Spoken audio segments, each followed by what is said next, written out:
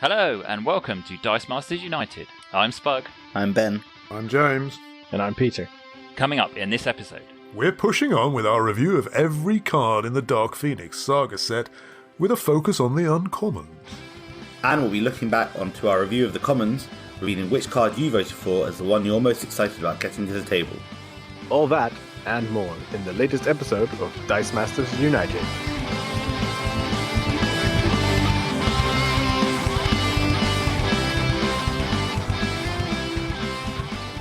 Alright, well, we are back, and it is part 2 of our epic undertaking to review all 150 cards in the Dark Phoenix set. I can't remember exactly how many it is. Is it 152? Something like that? 156? I can't remember. Doesn't really matter. Anyway, we're reviewing all of them, and we did all the commons last time in episode 47. You can catch that on your favourite podcast app if you want to have a little listen back. And tonight we are moving on to the uncommons, and we're hoping to unearth a little bit more gold dust maybe this time than we did last time, because I think maybe we were collectively slightly underwhelmed with the commons that we were looking at, with one or two major exceptions.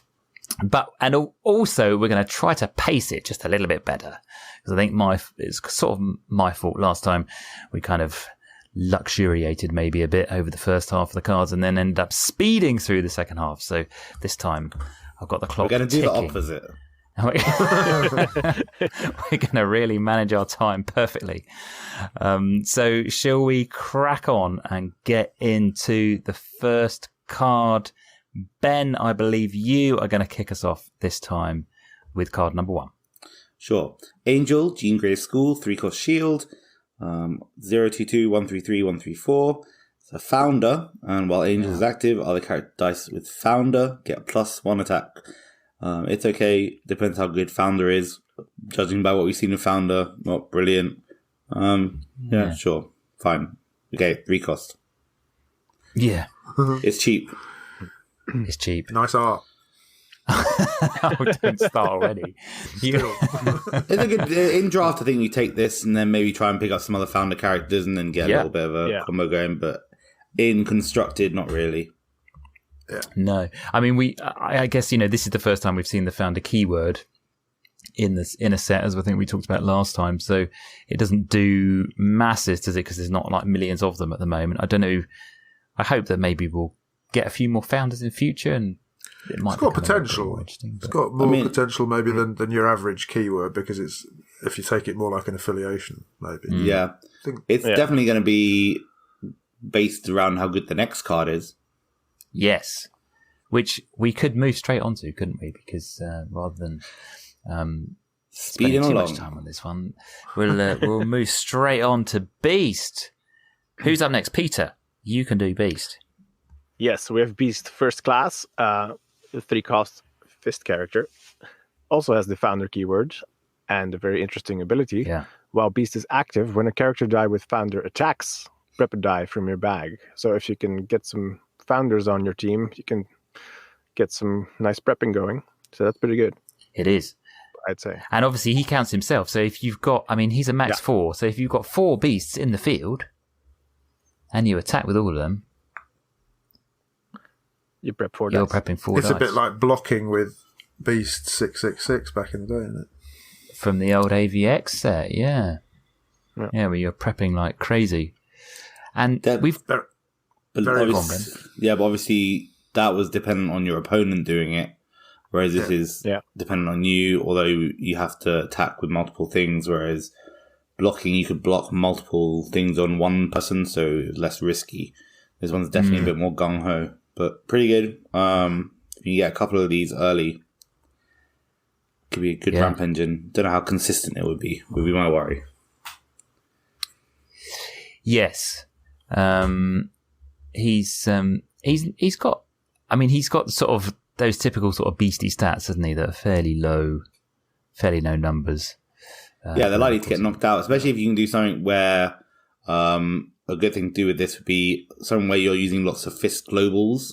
Yeah. Or if you wanted a big higher cost character that was a fist as well. So then they're left with tough decisions. Do they let the beast through? Yeah. or do I block it? Then they maybe re-roll it to get that energy they need. A pump global with a fist would probably just be ideal, and then get all of these out, spam them. What's your opponent going to do? You can't let them all through constantly. Well, that's right. Or you could a Kree Captain Global, for example. That's a double fist. Reduces the cost by 3 of the next die you purchase. Yeah, that's true. It could help you buy some of the more expensive. If you wanted to really go in all out for the Founders and buy some of the more expensive ones like the Jean Grey or the Cyclops, isn't there? I think there's a more expensive 5-class Cyclops that we talked about last time. Yeah, that's quite interesting.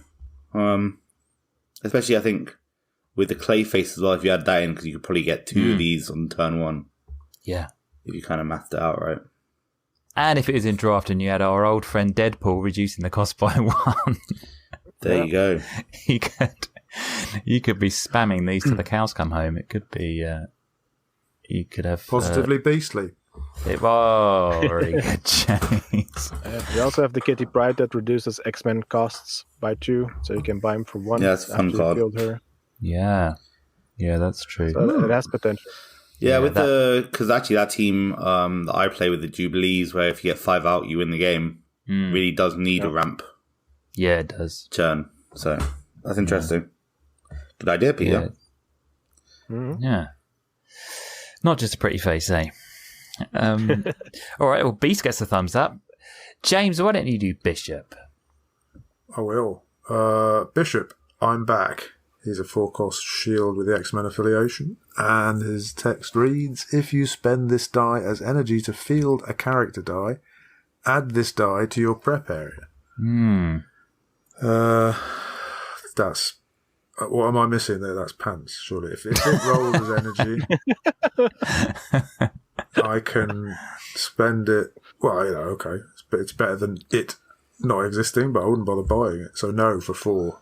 I really like this. This would be really great on a 1 cost.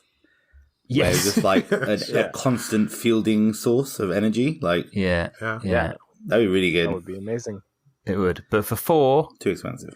No, thank you. And he's a max 3 as well, isn't he? So it's not as even if you could you suggested that Kitty Pryde little trick, Peter, that reduces the purchase cost of an X-Men die by 2. You couldn't even load up on them because you can only have a max 3. So, but there's better things to buy for 4. This is kind of fun. I might mess around with this. I know what's going to happen though. You're just going to roll on character face all the bloody time. Yeah, on level 3 as well. So you'll be paying the 2 fielding. Well, at least he's 5/6, I suppose. Yeah. All right, Ben. Do you want to give us a Blink then? Blink, Exile's team leader, 4-cost mask, X-Men affiliation 013-123-135. When Blink attacks with at least 2 other X-Men character dice, each of your X-Men character dice in the field zone gains Infiltrate. So it's a little bit like the Angela from Guardians of the Galaxy. So in that it makes your X-Men all have Infiltrate, which is kind of interesting. It's not brilliant, probably. X-Men, don't know. I'd rather do other things with X-Men, probably. Especially when you're attacking with... They're just going to let the Blink through, no? I suppose then it would get Infiltrate. Okay, so this gives itself Infiltrate. Yeah. That's not bad. Making them unblockable, and you have to have... it's not really Angela, is it? Because, no, the other Angela. It's not as good. What's that? The recent rare Angela. What does she do? From Infinity Gauntlet. Oh, I completely forgot about that card, which shows how good it was, I suppose. It is pretty good. They give you all your psychics Infiltrate, right? No. That one gives all your characters Infiltrate. Yeah, but it's not got any requirement for who you have to attack with. Right? No, exactly. No, and it's the same. It's the same. It's the same 4 cost. Yeah. So it that could be kind of fun with the better. beast, I suppose. Oh, that's true. They're prepping potential damage. What are they going to do? Yeah, it's okay. I can see people building teams around this, especially in draft. It'd be useful. Yeah. But then with Hellfire Gala, you don't want a big field, which kind of this relies on. Maybe that's what the answer was. They knew that this was going to be broken, so they decided to give us Hellfire Gala. Yeah. If it's her and a couple of beasts, that would be alright, wouldn't it? Yeah. But it's 4 costs and then 2 3 costs. Yeah. Let's move on to. Well, I suppose there's also Oscar, which is obviously the obligatory mention when it comes to a Moss character. You can get her for 2, but then why would you want Oscar as well? Because she's not an X-Men. It's just like pointless. All right, Peter, give us Blob, please. Yes, so we have Blob, MGH dependent. He's a 4-cost shield with the Brotherhood affiliation, and he has when fielded, lose 1 life. Oh, very good. But he also has Intimidate, which is useful. But we have seen better Blobs in the past. No kidding. And better Intimidators. Yeah, because the 4 costs. We used to have the one that would just straight up sit on the other die until it left the field zone. Oh, yes. And this is just till the end of the turn, Intimidate. At least we have the Dark Phoenix Global to KO it easily. But still, there's a storm coming up which might make this a bit fun, and there are better intimidators. So I'm gonna pass on this one. I think we'll come to the storm, but I think the storm might make this useful in draft anyway. But that's 2 uncommons you're relying on.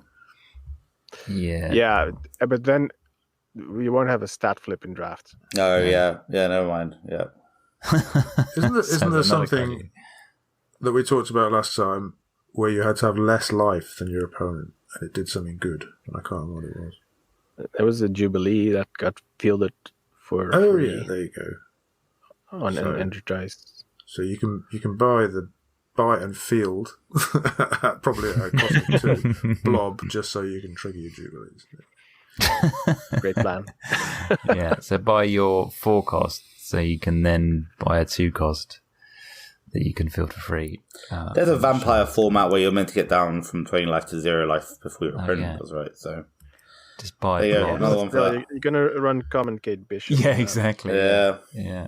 This one gives you Intimidate, though. That is true. Yeah. Okay. So what's the point? James, yourself. Take us on to Cable, will you? Cable, bosom. I'm not sure I can say that properly. Bosom buddies. Bosom, I think it's bosom. This is why we made James not go first, so he could read this card. This is hypercorrection in action. Bosom buddies. Bosom buddies. There you go. Well done. No, you see, in the north of England, that would be bosom buddies. That's nice and straightforward. Everything's the same. Bosom cable, bosom buddies. It's a 4-cost bolt with the X-Men affiliation. While Cable is active, your Deadpool costs 1 less to purchase, to a minimum of 1, and has +2 attack. Yorkshire Cable. Oh, bloody Lancashire, thanks very much. Oh, apologies. Yeah. While he's active, you got okay, 4 costs. No. See, I'm drawing the line at 4 costs now instead of 6 costs. You are, yeah. You won't even buy 4 I'm getting costs. older, clearly. With the draft Deadpool, you can make this to 3 costs. Yeah, exactly. And you can buy it, and then you can field it, and you can buy the Deadpool for 1 less.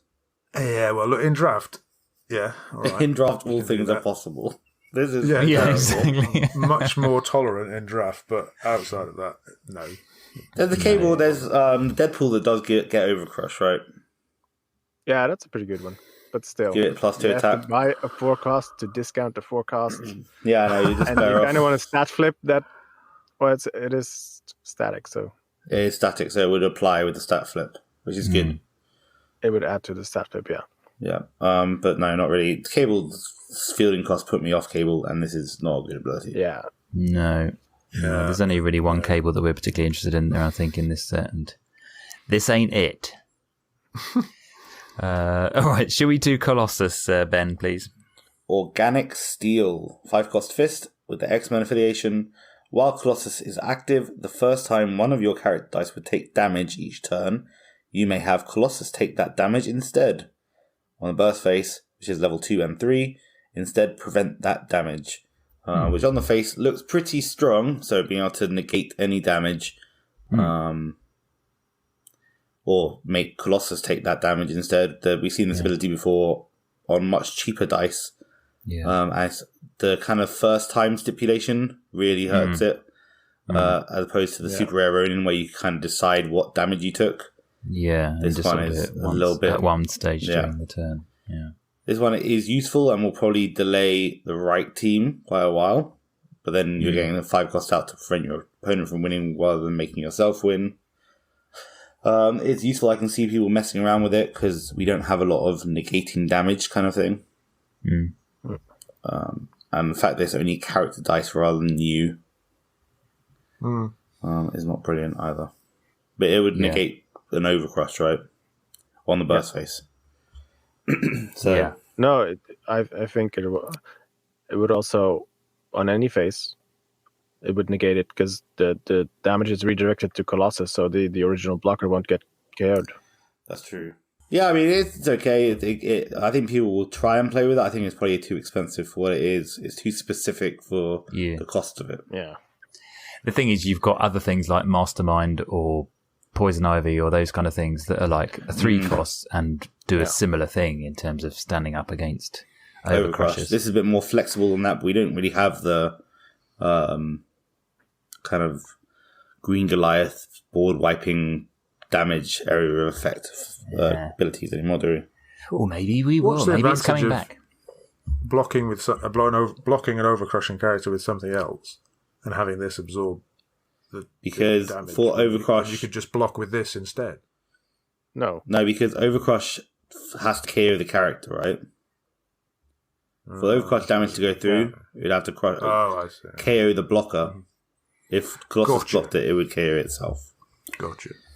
Therefore, the overcrush damage will go through. So it is a little bit too specific, I think we probably feel, in the current meta. So let's not dally any further. And Peter, I'll invite you to give us Corsair. Yes, Corsair leading the Starjammers is a 4-cost fist, no affiliation, and he reads, if Corsair's A or D is increased by an effect, you may increase the A or D of a sidekick die you control by the same amount. So that is pretty cool. So any pump global you use on Corsair, you can also pump your sidekick at the same time. Something that doubles his attack would also bump your sidekick massively. Yeah. So that has some interesting implications. That could be cool. And it's not just limited to once per turn. No, you can do it as many times as you want. So if you've got multiple pump globals, for example, or other effects like the cable that doubles the attack of your characters, it could get quite funny. You could have do it that after blockers are assigned, right? Yeah. Just thinking how you get a sidekick if through. it's a global. Yeah. Yeah, one of the things I guess would be, anger issues where you get +3 and overcrush. Attack with a bunch of stuff, the Corsair and the sidekick, and then give the Corsair the overcrush. Yeah. And then give the sidekick the +3 attack. That would be the obvious thing. I'm sure there are better, more interesting things to do. But this is definitely I think probably actually pumps that pump everything on your team are better, right? Because they double pump the sidekick. Yeah. I can't remember how front lines were worded, but that's +2 attack to all your characters. It's +3, unblocked +3 attacking character dice. Yeah. Again, +3. So if you could somehow make this unblocked and a sidekick, the sidekick will get +6. Yeah. Yeah. Okay, that's good. So it's interesting. Wild. You could get a +10 attack sidekick. It's definitely there. I think. I'm sure, Peter, you could work that out. Yeah, well, I might play around with this. I think people will play around with it. I really love Corsair's stats for while active sort of ability. Yeah. Good defense, sort of good attack, and then cheap fielding just kind of will sit there, be a pain. Yeah. Nice, good card. Best card so far. Maybe Beast. Yeah. It's certainly up there. I mean, I guess he's another one that, in terms of you saying him sitting there, he's another one that's still vulnerable to things like spin outs, or spin downs, like Spider-Man and Black Widow and Pit Patrol and that sort of filth. But yeah, he's definitely a lot of fun and a good card. Certainly one of the best so far. Corsair, jolly good. Shall we move on to Cyclops then, James? I'd love to. I was just looking for something else. Cyclops defending the Phoenix. 4-cost Bolt, X-Man. He's got Energized. Deal 1 damage to target character die and re-roll this die. And the thing that I was looking for was Domino. Oh, yeah. That's like Domino, isn't it? Except she's better because she does it to the opponent. Yeah. And she costs 3, right? I think. Yep. That's what I was looking for. Another one I'm not going to buy. In draft, I suppose pinging things is all right. In draft's good. Yeah. Outside, not so much. And it's also an example of why Colossus is not great, because your opponent has this kind of terrible card and it pings one of your characters, and then Colossus' ability is suddenly switched off. Completely negated. Yeah. Although the good thing about the energized thing is that you are pretty likely to end up rolling him on a character face, so it's almost guaranteed a character. That's true. Yeah, it is. It's a bit like Domino, right? Yeah. In that aspect. Yeah. Unless you roll the single energy. He's got good fielding costs. And he has got good stats. Same, Domino had good fielding costs, and you saw a bit of Domino, so I think you'll see a bit of this. Getting rid of psychic walls might be all right. All right. All right. At least it doesn't cost 5. Yeah, he's a cheap Cyclops, that's for sure, by normal standards, isn't there? Normally he's 5 or something, or 6 or something silly. Or 7 if we go back to AVX. Oof. That card was real good, though. But it was very good. Yeah, no, it was very good. But this has got variable utility. It's got something useful on all the sides apart from the single energy side. Yeah, I think people will try and play around with it a bit, but not as much as they'll play around with the next card. Our old friend Dave. So David Kenneth of the zoomed in face photo. Go on, Ben, it's you. Okay, D-Ken, Obsessed, 4-cost shield, villain, and the guys with the mohawks. Shi'ar, thank you, sorry. Shi'ar. While D-Ken is active, if you take combat damage, you may use an action die from either player's use pile. Very reminiscent of another AVX card, the Rogues, which kind of messed around with your opponent's action dice, but they were worded so funkily. This is a bit more clear. I'm sure there's going to be lots of questions, actually. But pretty interesting, and I'm sure shenanigans will ensue. I'm sure team builders, kind of tinkerer people, will love this card. Very interesting use of actions. I'm sure Peter already has an action in mind that he wants to play around with this. Hellfire Club. Hellfire Club. Hellfire Gala. Sorry, Hellfire Gala. Yeah. That could be hilarious if your opponent was thought they were about to win. I suppose in that case, though, with that specific example, combat damage would resolve, and your opponent. When would that's another question? This is why this card is going to lead to some issues. So they deal their combat damage. Are those characters still active? Or would they move to the use pile before D-Ken triggers? They'd be out of play. They go out of play as soon as they damage by the thing? By the time this processes. Okay, cool. What, the ones that go through unblocked, you mean? Yeah. But they go out of play, not into the use pile. So if they attack with a psychic, for example, that wouldn't be eligible for Hellfire's bring psychics in. Yeah. No, it wouldn't. No. Yeah, okay. This is good. This is really, really good. I like it a lot. Shenanigans. David Kenneth does not disappoint. He doesn't again. He's quickly becoming this podcast's favourite character, isn't he? I think. Fanboy. He's our man Dave is. It's gonna be tricky to choose one of the many Dickens. Yeah, it is. It is. Because I would say this one is my least favourite of them, probably. Is it? You're not really you don't really care about what your opponent does, do you? You don't like thinking about that. No. You don't like thinking about anything other than you attacking in your attack step. You don't want to think about. Pretty much correct. Right, this is going to cause you to worry about. Yeah, games. You're going to be like, oh, now I can't attack because you have stupid D-Chem, and then I'm going to have to. What is it you're going to threaten me with that I can't attack? I don't really. Well, because I can use an action die. Sure. I don't know what action die there is. I'm sure there's some action die that must be good to be able to trigger on your opponent's turn. Yeah. Literally my question. Yeah. We'll make a poll out of it. What action dice would be good to use with D-Chem? Let me know so I can steal your team. Okay, let's go on to Dark Phoenix, shall we, James? Oh, flip. I was just looking at something else. Dark Phoenix, enemy of the Shi'ar, 6 cost bolt with a villain affiliation. When fielded, KO target Shi'ar, presumably, or X-Men character die. When Dark Phoenix attacks, deal 2 damage to your opponent. Global, that one, pay a bolt and KO one of your character dice. Your next die you purchase, it says here. This turn costs 2 less to a minimum of 1. No. I think that's perhaps the least interesting Dark Phoenix. That's it. That's the kind of insight you come to DM United for, isn't it? This is Dark Phoenix just for the global.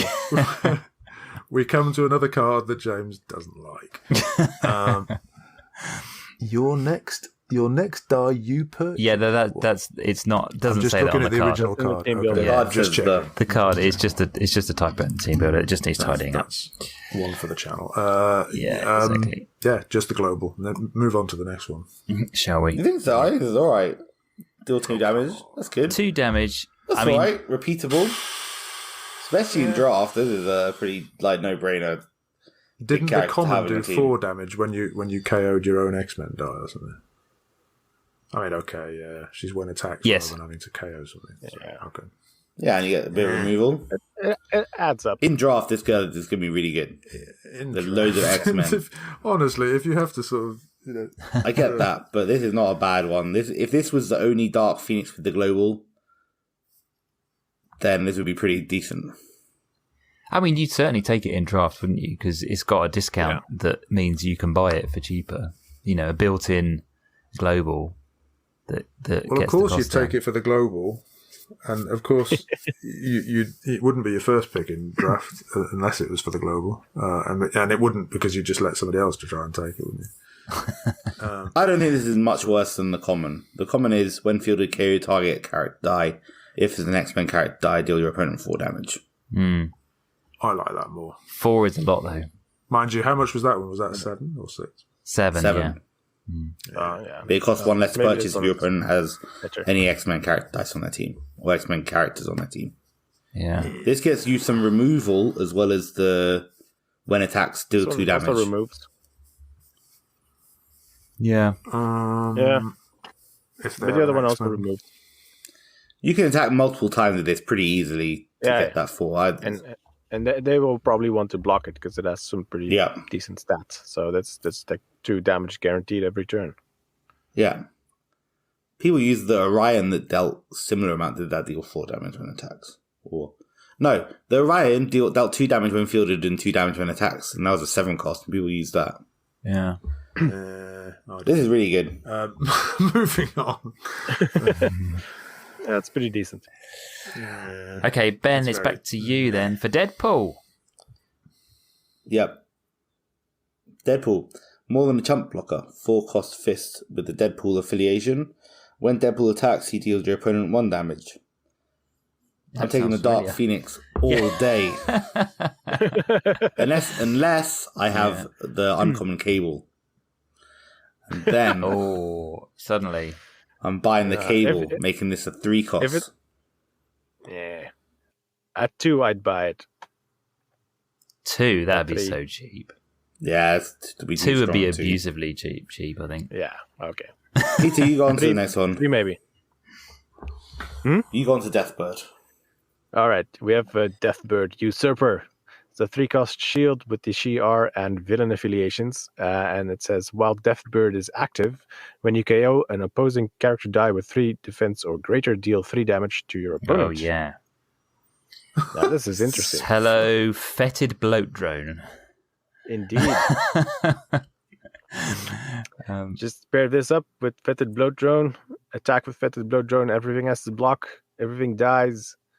If they have more than 3 defense, that's a whole bunch of damage. It certainly is. So fetid bloat drone is from the WD-40 set, isn't it? No, Battle for Pharaoh. Apologies. No. Right first. It was WD-40, yeah, sorry. Yeah. And he has a 5 cost shield with deadly, so and it says when fetid bloat drone attacks, all opposing character dice must block if able. So if you only attack with him, they all have to be, everything on your opponent's field has to be blocking him, and because he has deadly, they will automatically be KO'd at the end of the turn.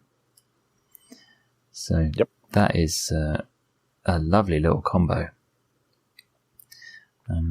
Add in some Bobby Heenan, and you're good to go. What's the Bobby Heenan? The one that makes you lose life when you block? Yeah, when he's fielded, your opponent loses 1 life whenever they declare a blocker. God, dear, it's brutal. Would that be one? So with this Deathbird, would that be multiple instances? So it counts per character, right? So it's 3 damage per character? Yeah. If it was just... Or it's not just one instance of all them being killed? No, that would be if instead of when, I think. Okay. Yeah, this counts for every character with 3 defense. If you kill an opposing character, die with 3 And generally it would use past tense, I think. If it wanted it to be like that. They would have to, So we need a way to pump, because I don't think you need the Bobby Heenan at that point, do you? With 3 damage, you need... Maybe you need some way of pumping the defense on your opponent's characters. That would be cool. So all they need is Fed, Bloat Drone, this Deathbird, and then to have 7 characters, effectively. Yeah. Then you win. If you get them all plus 3 defense. If they have 3 defense, yeah. So what's the way... There's a basic action. Well, I was going to say, take cover. Defense pump. Go on, James. Have you got it there? No, I just remember. It's pay a shield, basic action card, target character die gets plus 1d. Is there a way to area of effect pump a bunch of stuff? Okay, well, while you have been standing by, we have had our infinite number of monkeys on our infinite number of typewriters, and they have come up with some things that you can do with Deathbird, and Peter's going to reveal it to us. Yes, so in Golden, there's a super rare Groot that gives all of your characters plus 3 defense. Right. And then if you combine that with the Mr. Mixie Splittle, that allows you to sort of grant one of your opponent's dice the abilities of one of yours, you could give all of your opponent's dice plus 3 defense and then attack with the bloat drone. Fetid bloat drone. Yes, and then have a glorious victory. Someone needs to make that happen. Nick, get on it. Yes. I'm sure in Golden there must be another way to just give... There must be one of these old cards that just gives everyone defense because they didn't know about your characters versus their characters. Yeah, probably.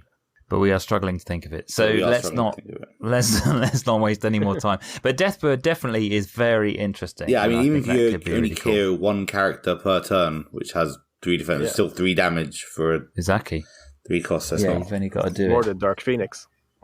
You've only got to do it like 7 times, you win the game. Not bad. That's a lot more interesting than Dark Phoenix, with all due respect. At half the cost. Yeah. No, it's cool. And she's got some pretty decent stats on level 3. She's a 1-3-4 for a 3 cost. It's pretty decent, that. But yes. Aha! Deflection. It's a promo card from AVX. Oh, yes. What is it? Choose an energy type. Characters of that type get plus 1 defense. On a double burst, those characters get plus 3 defense instead. Oh, right. So single energy format, that would be alright. That would be really good. Oh, no. No, it doesn't work on psychics. Let's move on, shall we? Yeah.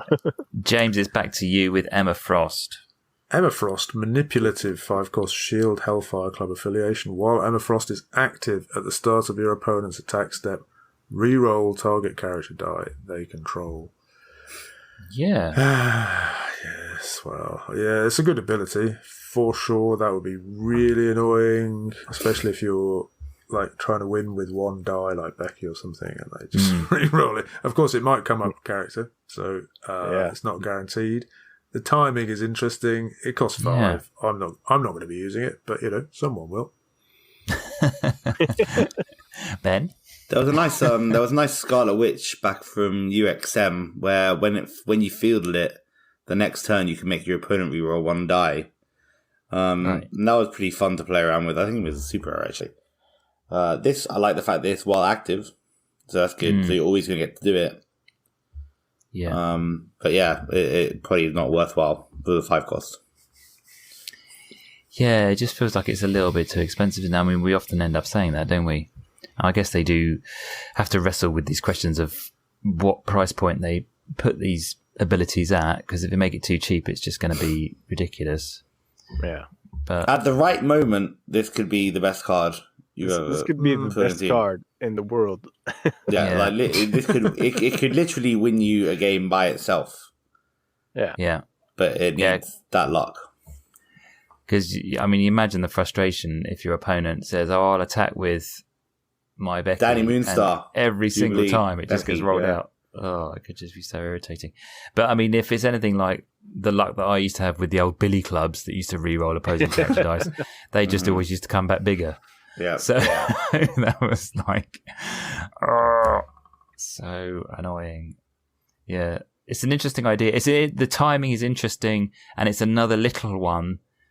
For all the things in this set that are essentially reprints, it's another little interesting timing change, isn't it, from other things? It's not a when fielded, it's not a when KO'd, it's at the start of your opponent's attack step. It's an interesting little new kind of timing window. Yeah, it's a bit like when they brought in that kind of before your opponent's clear and draw step, you do name a character they drew. Oh, is that Lockjaw? Oh, you Lockjaw, there's Constantine, there's a few cards that do that. I'd like to see more cards that do stuff just before your opponent's attack step. In slightly funky timing. So good to see something new, but probably this ain't going to see a huge amount of play. So, Ben, why don't you move on to Forge? Forge, support technician, 4-cost bolt, X-Men affiliation. While Forge is active, your opponent must pay 1 more to purchase a die with purchase cost of 2 or less. 1, 2, 2, 1, 4, 2, 2, 4, 4. I hate Forge's stats. Yes. Yeah, no, this is good. It's again, but like I'm a Frost, you're paying to kind of stop your opponent from doing stuff rather than progressing the game in your favor. By the time this gets out, your opponent probably made most of their purchases, which are going to be purchase cost 2 or less. Be good against a Swarm Kobold team from back in the day. But yeah. The days where you buy a bunch of 2 costs, I don't know, they're not that prevalent. Paying 1 more. Harlequin's coming, but as you say, they're going to get it early doors. Especially with Clay. Buy 3 on turn 1. Yeah, especially with Clayface, it's just ridiculous, isn't it? Like with Clayfaces as well, you can buy your 2 costs that you need for the game. Yeah. If this really becomes a thing, I think people will just adapt around it really quickly and it'll fade out of favor. Yeah. Yeah. How would this work with the Kitty Pryde reduction, that you get? Purchase cost, not reduced price. It's the price on the card, isn't it? Mm-hmm. Yeah. Is it? Right, okay. Jolly good. So let's move on to Gambit then, shall we, with Peter? Gambit, I like Solitaire. We've talked about this one before because we had a spoiler for this one. He's a 5-cost mass character with X-Men affiliation. He says, when fielded, if you have fielded no other characters' dice this turn, reroll all opposing character dice. Move any that roll an energy face to their use pile, and you may not field any more character dice this turn. So this is going to be the only die you field. And then you get to reroll all of your opposing opponent's character dice. So that's a pretty strong ability. Something like this would have been pretty cool with like the old Rare Collector, because this was going to be the only thing you fielded on that turn. These days, it's still pretty strong, I'd say. Yeah. Nasty. I wouldn't like to have that done to me. Enjoy that at all. I'll be staring down the barrel of 6 energy dice. With the old Rare Collector, the fact that you could do it on your opponent's turn would be pretty sick. Yeah. Oh, that'd be horrid. Yeah, in golden. Hey, you can keep your Emma Frost if that was the case. I know. That would be worth the price of admission. And presumably you could pay, if you had Collector and you had Oscar in the field, you could buy this Gambit for 1 mask, could you, with that Collector ability? I don't know. Probably You're not sure? No, again, I think it's the purchase cost. Yeah, I think the Collector's worded very specifically in reductions don't work with it. Okay. Well, blank that then. Nice try, Spock. Yeah. He always wants a discount. No, I do. Yeah, I do. But yeah, he's pretty fun. I mean, he's like totally random, isn't he? It's almost like a bit of not quite an orbital strike, but just re-rolling everything. It's just crazy. Anything can happen. You could see loads of things removed, or you could just end up facing a whole bigger field. Pip's better. You had, more specific. It's nice with that one Riddler. Yes, deals damage to your opponent for each whenever they. That from Justice, I suppose that's still a thing. Yeah, that's still a thing. Shiny, precious things, whatever it's called. I'd rather Hellfire Club if you're relying on that as a win condition. Hellfire Gala. Yeah, for sure. All right, well, James, it's time for the Gladiator. Yes. There's no following that, is there? We're harking back to Gladiator. the 1990 there.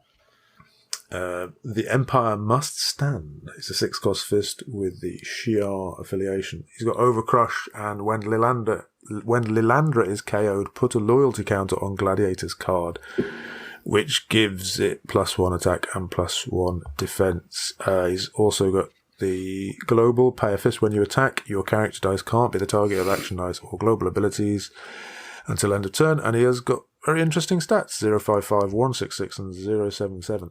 Okay, I like this one. This is the first one I've read that I actually like. He's quite, and even the loyalty counter I don't dislike, because you could have it. There's a cheap Lylandra, like she's a 3-cost, right? The cheapest one. Yeah, and you could just use that as Dark Phoenix global fodder.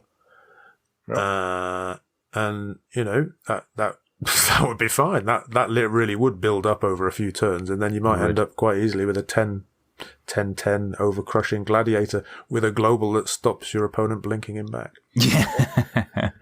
Nice. Yeah, I'll pay 6 for that. That's worth it. Even in competitive, that's in constructed, that's fine. Yeah. Okay. Good. Card's going to be a problem. It's going to be a problem, definitely. Yeah. Especially that Landra with the 3 costs has a prep global. So it's useful just as a kind of way into this. And then other Landras are really good, but although they're when active abilities mostly. So yeah. The only good thing about this card is they can't use the other Lilandras. Yeah, would have been good if that Lylandra had a when fielded. That would have been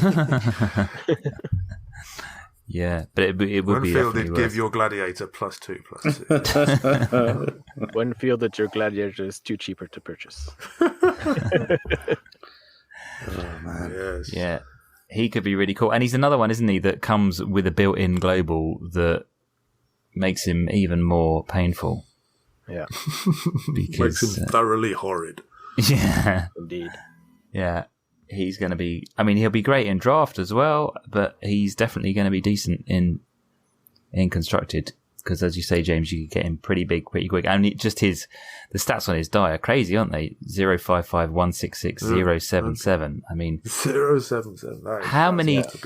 how many characters have a 0 cost fielding on level 3 without it being a 7/7? I mean, the fact of the matter is, you're going to put this onto a Becky team anyway because you want the global, because the global's super broken. Yeah. There is so, but then if they blank your Becky, if they Drax the Becky, exactly. And this is a backup. Yeah. Yeah, there's going to see a lot of Gladiator. That's for sure. The only thing is the other versions are also really good. Every time. Yeah. I did say I preferred the common last time, which has Intimidate. Right? But this is, the more I read, this is pretty good as well. Yeah. And that was a 5 cost, this is 6. Yeah. Juicy. So, very strong indeed. And Ben, Iceman. Some alliteration for you. Frozen Fists of Fury. Oh, yeah. 4 cost Bolt, X-Men. Has Founder as well, just for an extra F. When Iceman attacks, if Wolverine is active, deal 3 damage to target character die. Nope. Good Iceman stats, but who cares? Yeah. If Wolverine was good, this might be okay, but the 3 damage thing isn't a thing anymore. No. Now let's move on quickly. It's not really worth spending any time on. So, Peter, Jean Grey. We got Jean Grey, Xavier's Dream, 4-cost bolt with the X-Men affiliation, also as founder. And while Jean Grey and one of your sidekick dice are active, your opponent must pay 1 extra to use a global ability. So yeah, that is super annoying. Yeah. As we have seen with Pip and Oracle in the past, fielding costs are a bit horrible. But it's not that much of a challenge to have her and a sidekick active. Yeah, the fielding costs are horrendous. 1, 2, 3. Yeah. But mutation's a thing, as we mentioned on the video that I have to name drop. Spug and I did a video about what was your word? The must-haves, right? The must-haves, yeah. Control cards, and this got a mention. This one and the rare. Yeah.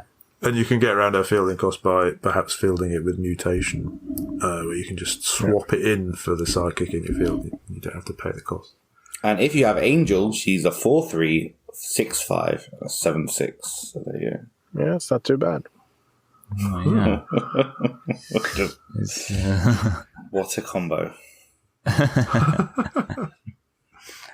Yeah. She's the Pip hasn't actually seen much play, but there are a ton of globals in this set, so that might change. I hate this ability.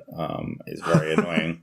Ever since Oracle had it, it's a good ability, but again, doesn't win you the game, just stalls out. Yeah, exactly. So don't bother. We'll just don't ever stop me using globals, okay? Let me use globals. Stop stopping me from using globals. Exactly. Yeah. James, should we do Jubilee? Jubilee, things never change.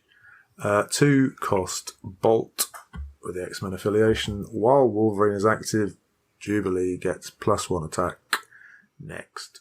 Yeah, ironically, things have changed for this card in that Jubilee is trash. Yeah, I know. All the other Jubilees are good. Yeah, this is extremely the rare. worst Jubilee of all time. Jubilee. Yeah, It's not great, is it? which is really weird. It's okay in draft. It's a 2-cost. I mean, like we said last time, but yeah. Could be a 5/3. Top level, if you have Wolverine. It's good in draft. Yeah. In the most disparaging way, it's good in draft. And It's then all right in draft. Kitty Pryde that we're on to next, Ben. Mistress. Similar. Yeah, 3-cost mask. When Wolverine is active, Kitty Pryde gets +1 attack and can't be targeted by your opponent. Yeah. I mean, who cares? Yeah. I guess it can't be pipped out, it can't be Spider-Man'd out, so you can always have a blocker against a Spider-Man, I suppose. Yeah. You'll lose that +1 because they'll just pip out the Wolverine, but Yeah. the +1 doesn't really add much anyway, so... No, We've already talked about this, didn't we? We spoiled this one, or someone spoiled this one early. I like the can't be targeted by your opponent, that's a useful ability, but there's not much that this does really in Modern. No. And we've said it before. Unfortunately, Wolverine is generally not all that great, is he? No. Nope. So I struggle Very popular, though. He is popular, but I just struggle to understand why so many cards tee off him. Yeah. When he's so lame. Like, he if he kills was great... Phoenix in Dark Phoenix, he's the main guy. Well, okay, but... Okay, we'll make the card good then. Yeah. He's kind of rubbish in the comics as well. He's not as bad as Cyclops. Okay, well, let's, Peter, move on to Lylandra. Lylandra, Freedom Fighter, 4-cost shield with the She-Are affiliation, and while Lylandra is active, your opponent must pay 1 to use each action die. We have also seen this ability before on an Oracle. Can be very annoying, but it can also be completely useless. So maybe if you bring some good basic actions yourself that you don't want your opponent to use, could Throwing brick, or investigation. For that sort of thing. But otherwise, probably not worth it. Because if they're running stuff like Godcatcher, they're probably not going to care too much, and they will already have you killed by the time you get this out. Yeah, and it's not going to put people off from using things like Hellfire Guard, are they? The 6 cost, because it wins you the game. So spending 1 to do that's probably not really going to make them think, "No, wait a minute, I can't do that now." The thing is, action dice are used way less frequently than globals. And generally when action dice are used, they're used to win the game or to be thrown very powerful, so 1 extra energy is not that much of a bugbear. No, exactly. Yeah, so fairly mediocre Lylandra on this occasion. Madeleine Pryor, James, please. Madeleine Pryor Sisterhood 3-cost mask with a Brotherhood affiliation. When one of your Brotherhood character dice is KO'd besides Madeleine Pryor, put a loyalty counter on her card, which once again gives her +1 attack, +1 defense, and her stats are 0, 1, 3, 0, 1, 4, 1, 2, 4. Oh, you mentioned this in relation to that super rare Magneto bug, but I'm not sold on that because her stats are pretty lame, frankly. Yeah, she's going to need a lot of loyalty counters before she gets interesting. Oh, yes. We need to go away and... anything that says when one of your character dice is KO'd is now suddenly way better because we have Dark Phoenix Global. That's true. We should probably... Shall we just read out that super... Spug, have you got the super rare handy? The super rare Magneto?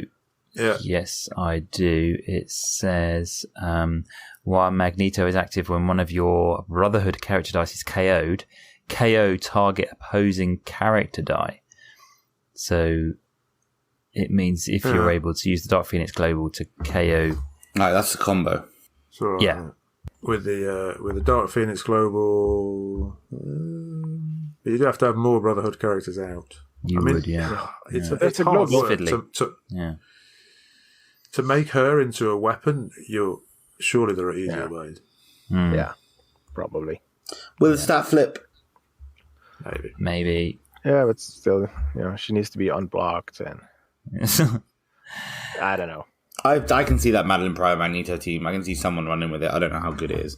No. I'm sure someone's already working on it. Yes. But I don't know. Seems too convoluted to me. Ben, can you please give us a bit of magic? Yes, I can, always. Yeah. Better than Belasco. 4-cost mask, X-Men affiliation.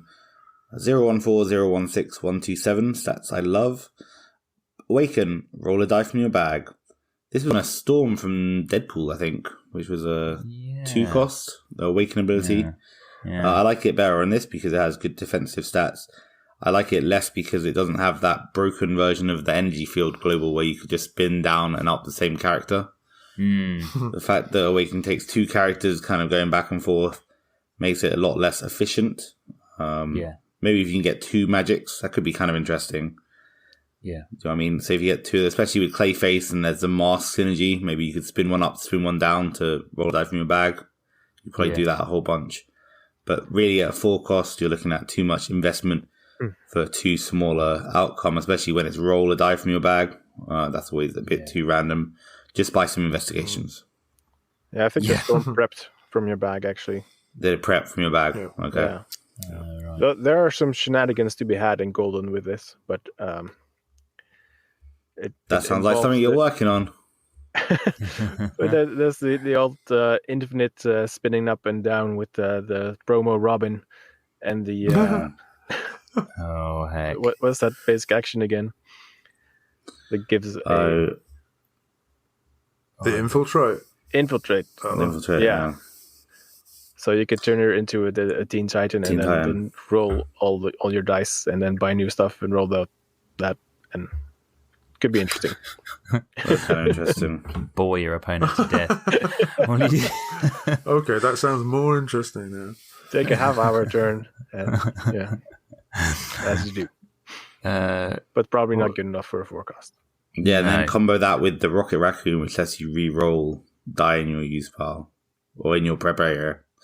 No, or your reserve pool. Anything you want. Yeah. Yeah, get anything you want. Or just, plain old parallax. Or just parallax, yeah. Yeah. Seems more efficient. Good God! Roll all the dice from your bag, Yeah, and your use pile, and then just.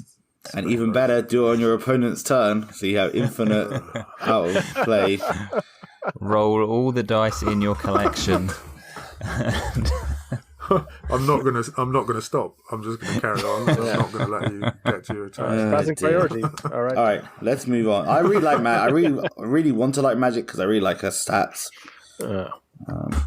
She has got, but she's never been good enough, really. Not really. So Magneto, Peter. Yes, Magneto Visionary, 5-cost masks with the Brotherhood affiliation. While Magneto is active, your Brotherhood character dice can only be blocked by 2 or more character dice.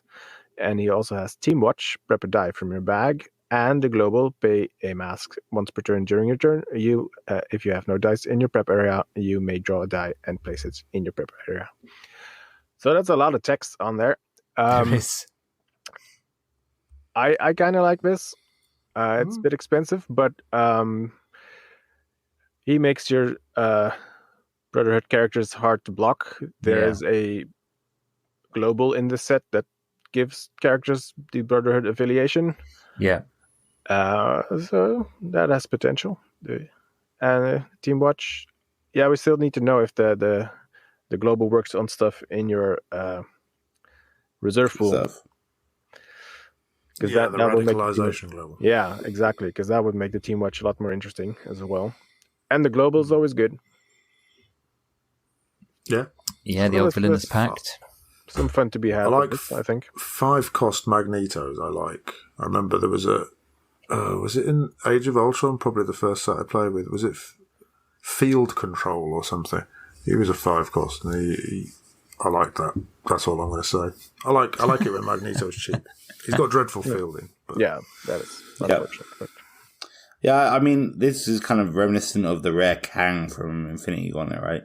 Yeah. I like this ability where you can force your opponent to have to block with 2 to 1 is always a good balance. That rare Kang didn't really work as well as I think we hoped it would. No. Yeah. This probably won't work as well as we hope it will, but it'll still have the global, which will mean people will still try and play it just because the global's sick. Yeah. He'll end up on a lot of teams, but maybe not purchased very often.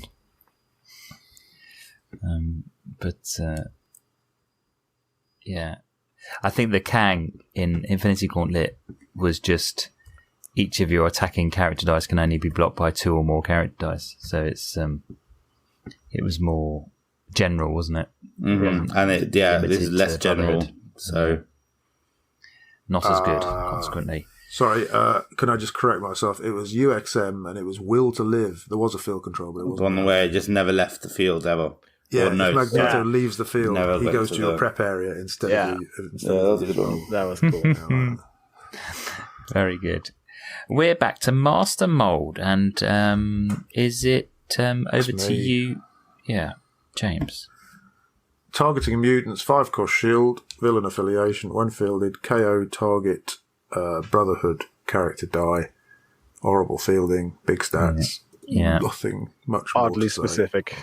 You ain't going to be using this. Basically, okay, let's move on to Mr. Sinister. This card is basically used to make you feel sad that it's not super rare. You know, when you open the pack and you see a more dice, and you're like, "Ooh, it might be super rare." Then no, it's Sinister. Absolutely. So, which Mr. Sinister global do we have this time? Mutant Supremacist. 5-cost bolt, villain affiliation. When fielded, ignore all text and opposing character cards. The global is pay 3 energy, ignore target attacking character dice text until the end of turn. And then he had the funky Mr. Sinister stats with not enough defense. But you don't need that because it's the when fielded ability, which is pretty cool. Yeah. So it's the kind of prismatic spray on legs. Yeah, when fielded, you blank all your opponent's stuff. And then the global is very interesting. Yes. Dark empathy for those more recent players.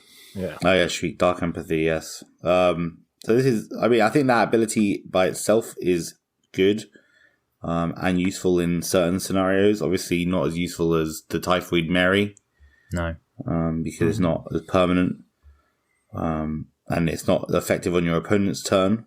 Yeah. But the global probably makes this worth an include. And I very much like it as a balancing act for the Gladiator, although I wish it wasn't a pay 3 versus a pay 1 fist. It should be the other way around. Pay 3 to have your characters unable to be targeted, and then pay 1 to ignore target attacking character dice text. That'd probably be too strong. Probably, but still, make that Gladiator pretty strong, more expensive. Yeah, for sure. You have to. You can pay the Gladiator global before your opponent even gets to use this one.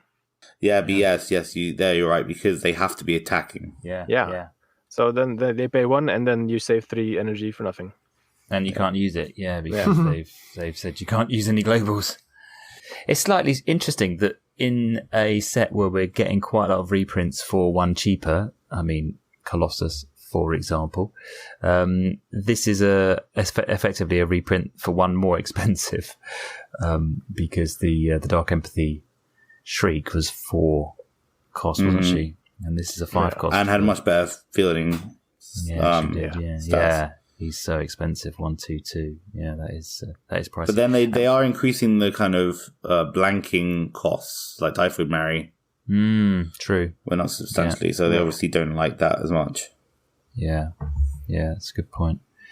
But this is obviously another one, because all of the Mr. Sinisters, as I think we've said, have a different global, don't they, in this set? Yeah, so that's really fun. You're going to be taking your pick as to which global you want. But there's going to be a lot of Mr. Sinisters out there, because they're all pretty decent, shall we say. This is probably the worst one, actually, isn't it, of the 4? But we can discuss the furthest one to the common. Yeah, I think maybe the common one. That much. Don't you? Yeah. Oh, okay. Not that interesting. No, I suppose maybe a bit too expensive. Well, we can sum that conversation up another time. But in the meantime, shall we move on to Moira and Peter? Yes, Moira, if it's real, 3 cost X-Men shield character with the X-Men affiliation, and she says while Wolverine is active, Moira gets +1 attack. Whoop-de-doo. When fielded, your X-Men character dice get +1 attack until end of turn. That's more interesting. And when Moira is KO'd, prep a die from your used pile. So that is some very nice Dark Phoenix global fodder. Yeah, I'd say. Yeah, because shame about the timing of it, right? The shame about the fact that when you use Dark Phoenix Global, you can't buy something before this when KO'd effect works, so it doesn't. Yeah, you can't quite prep work. the thing. Yeah, you can't buy the prep thing you just bought. It's not quite as smooth as the Iron Fist Golem combo, which this kind of reminds me of. The Golem where you could fabricate to use Iron Fist's ability to prep the Golem you just fabricated. Not quite as smooth as that, but definitely interesting, especially with her fielding costs. Yeah. And the fact that she gets a buff, so you can field her, and she doesn't get a buff, but then she can buff your other X-Men, and then you can KO her with the Dark Phoenix Global or whatever, buy something for cheaper, prep a die, and then rinse and repeat next turn. Yeah, she doesn't have to be active for the buff. So you get some pretty good churn. Get a few of these out. Could be interesting. Yeah, because she especially would buff. in tandem actually with the beasts, it might be interesting. So the founder beasts, yes, tag with them, prep die. They get buff from Moira, the UKO, and kind of that's a lot of prepping potential. It is, yep. And I mean, presumably she would buff herself, wouldn't she, as well, if you had multiple copies of her in the field? Like, because it just says your X-Men character dice, so she would buff herself, wouldn't she? Yeah. Oh, even just when there's just one difference. It makes her 1/1. I know. She's a 0/1. Rampaging Moira. Can you give her Overcrush as well? Just to really. I wish they got rid of the first bit. Like while Wolverine is active, Moira gets +1 defense. Just get rid of that and make it a founder. I mean, Moira is not a founder. +1 defense, no attack. So. It's good that one. It's +1D actually. Yeah, there's a it's a misprint I think in the team builder. Yeah, while Wolverine is active, Moira gets +1D. It should be. Rubbish. That makes all the difference. It's not good anymore. No. But you can stat flip her. Yeah.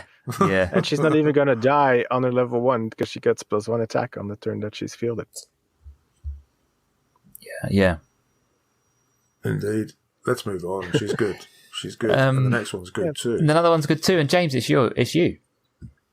Is it? It's Mystique, Freedom Force, 2-cost mask with a Brotherhood affiliation.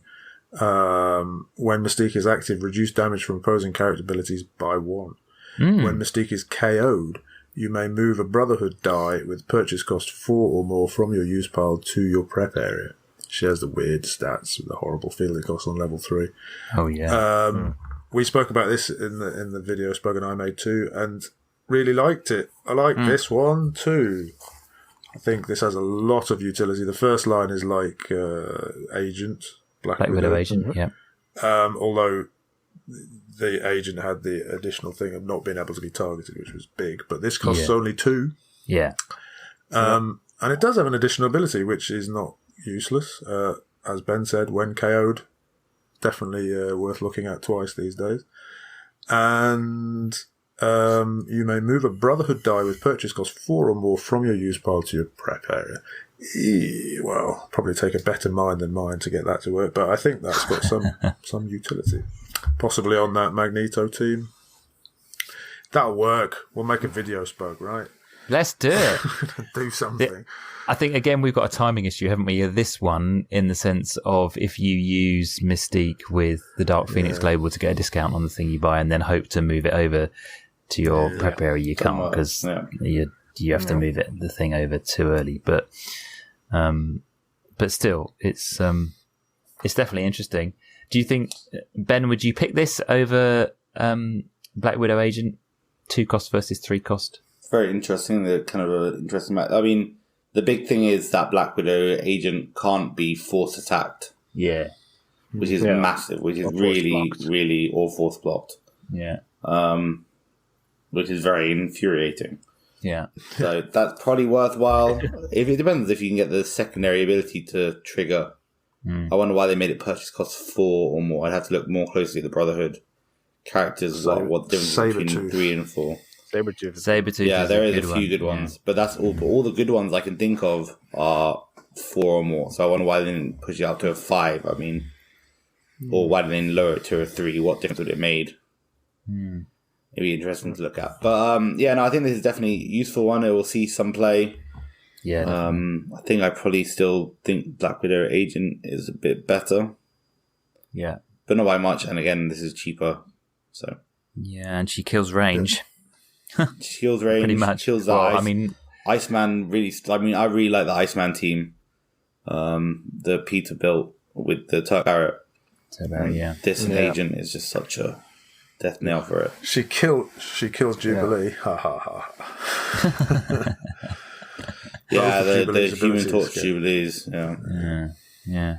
No, she is definitely good and definitely will see a lot of play. So, Ben, it's over to you with Phoenix. Phoenix Psionic Maelstrom.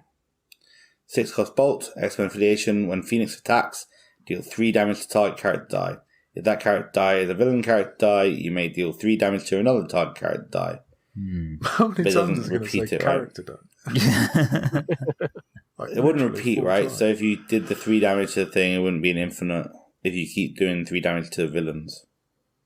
Well, I think it doesn't say... I think you could bounce it between 2 different ones, couldn't you, if they both survived? Like, you could do 3 to 1. No, it stops after the second one. You just get to do it once. That's a shame. Twice. Yeah, that's true. And I think even if you could bounce them around, it wouldn't be that worthwhile because you're relying on your opponent having villain character dice. Yeah. The 3 damage, again, like we said, is not the be-all and end-all it was a few years ago. So this one is not good. Run the Dark Phoenix instead. Yes. We do have a villain maker, don't we, now? With Yeah, but it's a 2-cost global, I think. Yeah, it's expensive.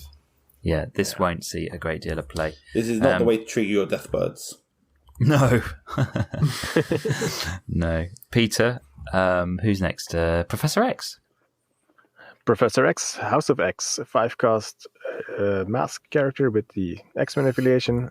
During your attack step, if Professor X doesn't attack, all of your X-Men character dice get +2 attack and +2 defense. If any of your X-Men dice were unblocked, move Professor X to your bag. And he also has Energize, move an X-Men die from your use pile to your prep area. Pretty good, eh?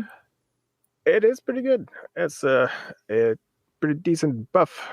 But then you move it to the bag. I don't like that at all. That kind of sucks, especially with its fielding costs. This is but still, come on. Pants? Nah, you use it as a finisher. Get the wide field going. I think that's so hard to line up. God. Yeah. And then they force him to attack, and your plans go to shit. Just no. You get this with a few of those overcrushing beasts or some other good X buffing characters or cheaper characters with decent stats, and you get a few of them out. And I like thematically, I think it's nice. He hovers in the grasping at straws now. You need it with the what's the announcer guy? The announcer guy. Ringside announcer. The ringside announcer, yeah. It's not Jerry Lawler. It's the other one. Booker T? Sam Cooke. Booker T. Booker T. The Booker T. With that action where you can kind of decide your blockers, then this becomes better, not a lot better. Yeah. Way too hard to line up. I like the secondary ability, but it's not worth 5. No. Oh, well, I quite like it. But you play a team with that, and I'll play a team with Gladiator, and let's do Well, I'm not saying it's that great, but I mean, it's not terrible. Put it that way. It's half decent. There are better ways to get +2 attack, +2 defense on all your characters. Well, yeah, but with the radicalization global, you could turn anything into an X-Men. Yeah. You could, but you're still just giving it +2 attack, +2 I was about to say that. You could just go a couple of Moiras. Look, stuff Professor X. He's not worth it. Move on. Okay, so James, Psylocke. Psylocke, Telepath, 2-cost mask, X-Men affiliation, maximum 2 dice.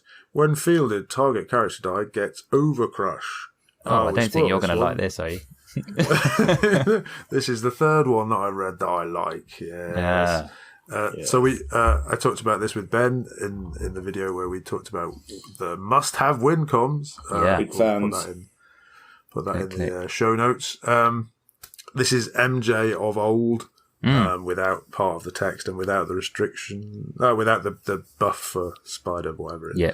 Yeah. It's good. It's useful. It's got very little in the way of fielding costs. Yeah. It's just handy. That I think we did talk about this versus Mr. Sinister Overcrush one, whichever one that is. Oh yeah. Whether and I think I'd rather go with a sort of repeatable 2-cost die instead of a 3-cost global personally, but. I mean, I suppose it's horses for courses, but this is good. The mask as well is another boon. The fact there's 2-cost masks. Masks are generally really useful at low costs with stuff like Clayface early. Will this replace Danny Moonstar as the 2-cost of choice? I can't see it replacing her in your affections. I really like this Psylocke. I think I really like this Psylocke. Yeah. Not it is really good. But it's really good. Yeah. And of course, the fact that you can give it self overcrush and 3/3 is not that bad with a 2-cost overcrush 3/3. No. It's pretty okay. And of course, with Dark Phoenix, you can recycle it really easily. Better than Beast. By knocking it out. Like Professor Hex used that. Give it +2/+2. Exactly. Yeah. There you go. It's 5/5. Professor X and Psylocke. It's going to be amazing. I like it. Yeah, no, this is definitely one of the top uncommons, I would say, in this set. Would you agree? I think my favourite, probably. Your favourite? It's top 1. Yeah. Wow. No, that is good. That is good. Oh, there's a few. Excellent. Well, Ben, do you want to give us Rogue? Rogue is not one of them. Surveillance immunity. Also, Rogue has an immunity to being a good card. 3-cost mask, X-Men. When fielded, send a target action die from the field zone to your opponent's use pile. Fielding Rogue doesn't trigger opposing effects. Yeah. Let's be fair, it's a counter to Godcatcher, right? Yeah, but there's a better one. There's a better. Well, there's a. That's cheaper. Yeah, but this isn't as direct and sorry, this is more direct counter, right? And a definitive counter as well. Yeah. The more it just makes them re-roll it. It's Breaker, isn't it? I mean, in the right meta, that's actually quite all right, except for a horrible fielding cost. Yeah, and compared to Breaker, it's one less as well. Yeah. Yeah. And about 4 more fielding. Yeah, which is very irritating. The secondary ability is, but then also 3 costs for a 5/6. I mean, it's not the worst thing in the world, stat wise. No. And the secondary ability is interesting. Where Fielding Rogue doesn't trigger opposing effects. Yeah, but what effects are we worried about? I don't know. Really? I mean, there's not really anything in Modern, is there, that's going to be a problem? One of the things that is interesting is, do you think they designed this when Green Devil Mask was a thing? Maybe. Because it works really well against Green Devil Mask, right? Would it? I don't know. Well, Fielding Rogue would not trigger Green Devil Mask. Well, but Green Devil Mask is not triggered by fielding. It's triggered by the number of characters in the thing. Dice, yeah. Don't know. Would it not? They wouldn't trigger it, right? So it wouldn't count. Green Devil Mask wouldn't see it. I think fielding it wouldn't trigger it, but being in the field would trigger it. But then you removed it by that point. Yeah, I suppose. Yeah. Oh, I see. Okay. Maybe you could remove it before the trigger. Yeah. Because there was some debate about that, wasn't there? There was some debate about that. That seems to me what it is. But I mean, that's not relevant now because it's not. No. Yeah. 2 years it's about 2 years too late. Exactly. Well, I suppose if we were still in the imprisoned or Green Devil Mask meta, that would be. It would be amazing. But it's not really good enough against. So, talking of amazing cards, I think, Peter, you can bring us Ronin the Accuser. Yeah, easily the best uncommon in the set. Ronin the Accuser, No Mercy. So 6 cost bolt. When fielded, each player KOs a character die they control. Yay. Right. Finally, a way to trigger those when KO'd effects. You can repeat it. You can just KO him every time and keep fielding him, and then your opponent has to KO stuff too, which will probably be beneficial to them anyway. And he has lovely stats for a when fielded character. Not all round. So terrible. It's a Stepford Cuckoos, isn't it? That's what it is. But like for that card, 6 cost. Yeah, but that was a 2 cost. Yeah, they were 2 and 3 cost. Yeah. 6. Oh, this is all right. Come on, it's got okay stats. 288. I don't mind that. 112 fielding costs. Big boy in draft. Okay, I know we said that a lot and it doesn't really mean that much. It's okay. I think anything that KOs your own stuff in draft is not generally a good idea. You generally not. We're coming out to a worse card than this. That's what I'll say. All right. Well, with that, Ben, you can give us Sabretooth. Do I smell weakness? 4 cost fist with the Brotherhood. Sabretooth gets +1 attack for each opposing character die with 2 defense or less. So for each sidekick, it gets +1 attack. Yeah. Opposing sidekicks. Yeah. So it's not bad. Don't hate this card. Big statted characters. We've seen this before at 4 cost. Is it anything special? Probably not. It's okay in draft.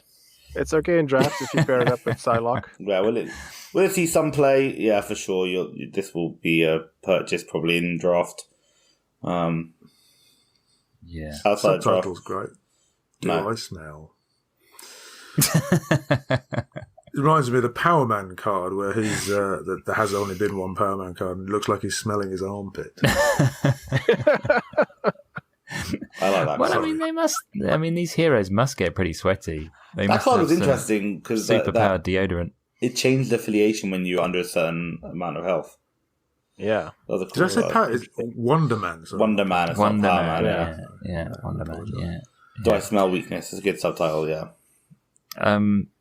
James. No, Peter. I think it's you to bring us Storm. Oh, he got Ronan. Oh, did he? Oh, apologies. Yeah, I missed you. Did I? Oh, yeah, but you skipped me earlier on, so we're back on track. It's a storm cloud cover. Forecast bolt character with the X-Men affiliation. When fielded, target character die with 3 attack or less can't be blocked this turn. Now, this is interesting because there are a number of characters with very low attack stats and very high defense stats. Yeah. And there are stat flips available in Modern still. So your magic or your blob suddenly get huge attacks and they are unblockable. Yeah. So that is pretty cool. That's fun. Yeah. I wish it was not a 4 cost. Yeah. It is quite expensive. But still. Would you play this over the Cyclops, for example? I mean, you could do that. Yeah, Psylocke with Overcrush actually, because of Jerry Lawler, is actually probably better than just unblockable. Which is kind of the problem. Yeah. Arguably, yeah. Yeah. But this is really cool. I think anything, like you say, anything that makes things unblockable. It's the first time I've read that one. And do you like it, James? It's all right, yeah. It is 4, but yeah, it is, as you've said. I think if you're building Dark Phoenix Saga only team, actually, no stat flip in it. No. If you're doing maybe this is a Bizarro, what's the business on stat flips on a starter, isn't it? Never mind. Yeah, there must be some format where this storm would be very good. Yeah. Well, you can draft is not one of them.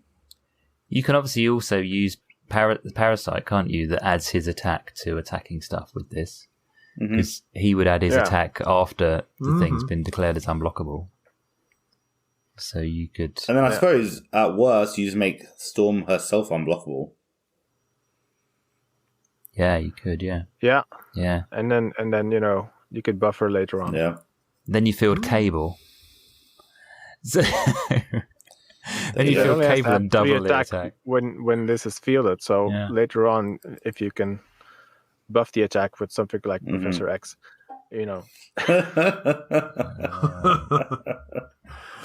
Yeah, you see, Professor X is really coming into his own.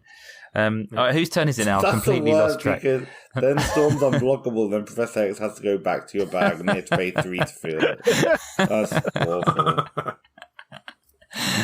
Yeah, Professor X, if you stat flip him. Yeah, too right. Those are some juicy stats. 9-1. That would be pretty nice. I've completely lost track of whose turn it is. So you just have to argue amongst yourselves. Okay. Supreme Intelligence, Psionic Collective, 7-cost Mask, Intimidate, Overcrush, 144, 256, 276. 7 cost is too expensive. Intimidate is a good keyword. Overcrush is a good keyword. 276 are fun stats, but we don't need to talk about this for very long. No. Yeah. There's certainly another Overcrusher in Modern that's way better. And I also want to see multiple ones. James read this card because it's real good. Toad looking for camaraderie. Oh, very good. Doesn't seem right, does it? No. 3-cost Fist with the Brotherhood affiliation. It has Energize. You may spin one of the character dice in your reserve pool from a character face to level 1. I was a bit stumped to think what that might be useful for, but it presumably is for Awaken, because you want them on a lower level so that you can spin them up, but it's, pretty specific, honestly. 3 costs. Yeah. It's cost 3. It's just making up the numbers on a Brotherhood team, as his previous iteration was. So I feel a bit sorry for Toad, because he was good once, wasn't he? Came out strong, didn't he, with Uncanny? Yeah. It was all downhill from there. No, exactly. Never mind. So is it you now then, Ben? I've just completely lost the order now. Peter, anybody? Right. We have Vulcan Power Suppression. 5-cost Fist. It says ignore the abilities of character dice blocking or blocked by Vulcan. So that is pretty good against stuff with Overcrush. And a global. And he also has a global. Pay a Fist, target character die, and must attack this turn. So yeah, it could be good against certain things, such as Overcrush, but also if you force an Iceman to attack and then block it with Vulcan, it's useless. Yeah. So that could be interesting. He obviously wouldn't get... And if you give him Overcrush, he ignores the abilities of stuff blocking him. So anything that has like deadly or whatever, it all goes away. Yeah. Or even something like a poison ivy that sort of negates damage from non-villains. He would ignore that. Exactly. Yeah, so that's pretty cool. Better than maybe first thought. He's really good. Yeah. He's really good. The stats I really like. Also. Force attack global. Except the level 1, that's a little... Yeah, but 0-3-2, that's fine. For a 5 cost is pretty terrible, but... Yeah.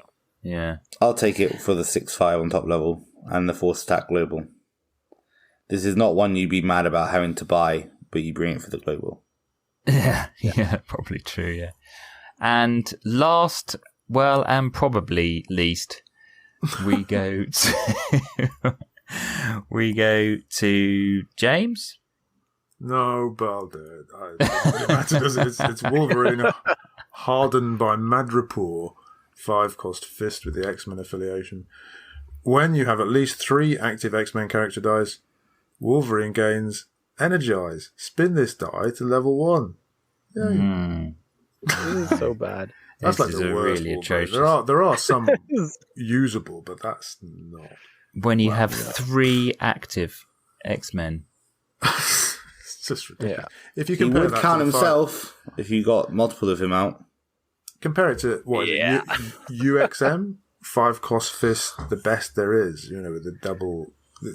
That's double a promo. Yeah. No. That was the regular. Yeah, it was from a. Oh, sorry. I'm thinking about the promo one where you can target the weird one where you can target a character as the attack thing you attack rather than your opponent. Yeah. Oh yeah, that was pretty cool. That was a really wacky one. Oh yeah, there's the best there is, which does double, and then also the 4-cost one, which was just unblockable. There's so many. Well, I don't know. No, +4/+4. We've been waiting a while for a decent Wolverine. Really. Yeah, exactly, and this ain't it.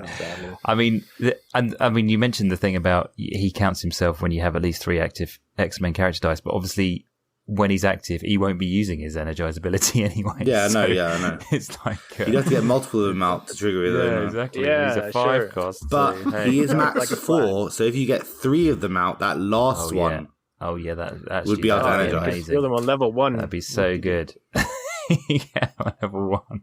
You don't even get to feel them for free or anything. I know, it's so bad. Brilliant. Well, that is all 40 uncommons from the Dark Phoenix Saga set. What is our favourite? Ben, I don't even need to ask you. Yeah, I think it's Psylocke. Psylocke you're going for, James? What are you picking out? That Vulcan's what did I like? I liked 3 things. Hang on. But I've forgotten what the third one was. Deathbird, Gladiator. And Gladiator, maybe it was Moira, or was there another one? There was quite a lot of stuff in it. Mystique, Moira, Deacon. Oh, Mystique was probably it. Yeah, I will go with 4 then. Psylocke, Mystique, both 2-cost masks. Moira, 3-cost shield. And if you want to splash out, Gladiator, 6-cost fist. There you go. Peter, are you picking a favourite? Because James had 4, so maybe if you can try to have fewer than him, that would be good. I am going to go with Deacon because of the shenanigans. Good old Dave. He is flying in this set, isn't he? He could be the MVP. Definitely. I think set. I just need to think of the proper action die to activate with him, but he's going to be amazing. He's going to be cool. I think probably the beast might have been on the list if there wasn't the rare beast, the uncommon one you prep when founders attack. Yeah. I like that one. Or if there were more founders. Or if there were better founders, I think it is good. And then the Corsair is interesting as well. Great shout. Yeah. Very much so. Well, that is our review of the Uncommons. We have reached the end of that. We will be going to the rares next time around. But with that, we'll round up that little segment. Well, it wasn't little, was it? It was a very large segment. We'll round up that large segment.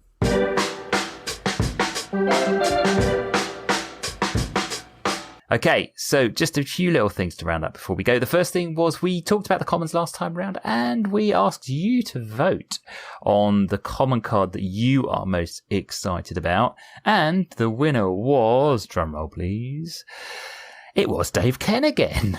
Peter, it's your possibly your most favourite character now. The common Deacon was Prepper Die. When Deacon attacks, Prepper Die from your use pile. That actually came out as that was voted as the common card that visitors to the Dice Masters Unlimited Facebook page were most excited about. It was closely followed by Emma Frost. When Emma Frost is active, your sidekick's dice get +1A and +1D and gain the Hellfire Club affiliation. But interesting. I mean, I guess it was fairly slim pickings among the commons. Bit of a sad indictment of the cards, wasn't it, really? Yeah, it wasn't. It's no Psylocke. Put it that way. Dave yeah, Ken. I think the selection from this lot is much higher quality. It is. It certainly is. It's going to be harder picking this time around. But yeah, thanks for everybody who voted in that. There's just a few other little bits of AOB to round up before we go. I think, James, the videos, we've mentioned a couple of them so far. Did you want to just quickly say where people can see them, what they're about? Yes, we have made, I've made one video with each of you, about the must-haves from the Dark Phoenix set, because obviously there's a bunch of great cards, some of which we mentioned this evening, and we split it into 3 categories. With Spug, I did control and removal. Yeah. With Ben, win cons and, Enablers. Enablers, there you go. Yeah. And with Peter, fittingly, I did globals and utility stuff. And they should all be out by the time this podcast airs. So do check them out. I'll put the links in the show notes. Excellent. And yes, don't forget to also subscribe to our YouTube channel. I believe we are the most subscribed to Dice Masters only YouTube provider. Get that word in There you there. go. Yeah, exactly. Otherwise, the Trade Descriptions Act people will be after us, but that is correct. So do go onto the YouTubes and check out those videos because they're a good 20 minutes each. We got Dice Fight coming up. James, do you know what's coming up, or have you completely forgotten to check and you're pulling a face which suggests that you don't know? No, I did actually just check, but there is a slight question mark over it. I can tell you what it says on the Dice Fight page, which is that the next event is the Dark Phoenix Draft. I know there was a question mark over whether people were going to do that, because obviously that would require having Dark Phoenix stuff. Europe. Well, it is the day after we're hoping it's going to get released in America, but in Europe that would obviously require some proxying. So I'm not 100% sure. We'll have to check that one out. I think they decided to go with it. I'm not sure. And that's March the 10th, and March the 17th, one basic action card, but with 6 dice. Wow. So you can continue the search Peter for just the right basic action card. And on March the 24th, we have a what if event. What if rare cosmic cube was modern legal? So you've got the whole of modern to play with, except Iceman. That could be horrific. Except Iceman. Except Ice, because that is low-hanging fruit, Peter. What about Jubilee? What, new one or old one? Why? But Iceman would be a problem, right? Because you couldn't use the Turk Barrett to ping him, because Turk Barrett would deal 3 damage. Like twice. No, we just use... murder him. Exactly. You could still use the wand global. Yeah, I suppose so. Then you'd be dealing the ping damage to yourself, right? So you'd be doing... Yeah, 3. But no, it doesn't work on global. No. Pay. Abilities. Okay. Yeah. Well, that sounds like it's going to... one life, you don't... take one down. Indeed. Well, that sounds like carnage already. But if you want to get involved in that, there's a great little community. Check out the Dice Fight channel, which is in the Discord server. Again, we'll put a link in the show notes to that. But it's been really good to have you with us today. Do take a moment to think about what you're most excited about in terms of the uncommons in this upcoming set. You can vote. I'm sure James will be publishing another poll so people can get involved and have their say in terms of choosing their favourite uncommon card from this particular set. If you've enjoyed the show, it'd be great if you could subscribe, rate and review.